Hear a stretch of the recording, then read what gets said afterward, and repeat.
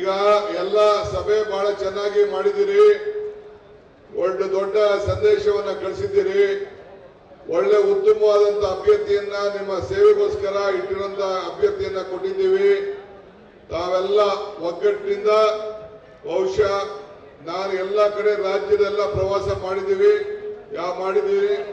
ಎಲ್ಲ ಕೋಲಾರ ಸೀಟು ಎರಡು ಸತಿ ಬಿಟ್ರೆ ಯಾವಲ್ಲೂ ಕೂಡ ಕಾಂಗ್ರೆಸ್ಗೆ ಒಂದು ದೊಡ್ಡ ಭದ್ರಕೋಟೆ, ಒಂದು ಉತ್ತಮವಾದಂತ ಅಭ್ಯರ್ಥಿ ನಿಮ್ಮ ಮನೆ ಬಾಗಿಲಿಗಿರುವಂತದ್ದು.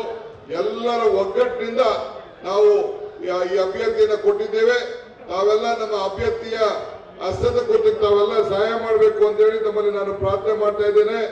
ನಾನು ಅಭ್ಯರ್ಥಿ ಹೆಸರನ್ನ ನಾನು ಯಾಕೆ ಹೇಳ್ತಾ ಇಲ್ಲ ಅಂತಂದ್ರೆ, ಪಾಪ ಎಲೆಕ್ಷನ್ ಅಕೌಂಟ್ಗೆ ಅವ್ರ ಹೆಸರು ಬರ್ತಾರೆ.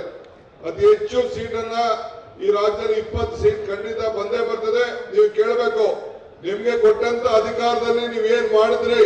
15 ಲಕ್ಷ ಕೊಡಕ್ ಆಗ್ಲಿಲ್ಲ, ರೈತರಿಗೆ ಆದಾಯ ಡಬಲ್ ಮಾಡಕ್ ಆಗ್ಲಿಲ್ಲ, ಉದ್ಯೋಗ ಕೊಡಕ್ ಆಗ್ಲಿಲ್ಲ. ಕಾಂಗ್ರೆಸ್ನವರು ಕೊಟ್ಟ ಮಾತನ್ನ ಉಳಿಸ್ಕೊಂಡಿದ್ದಾರೆ.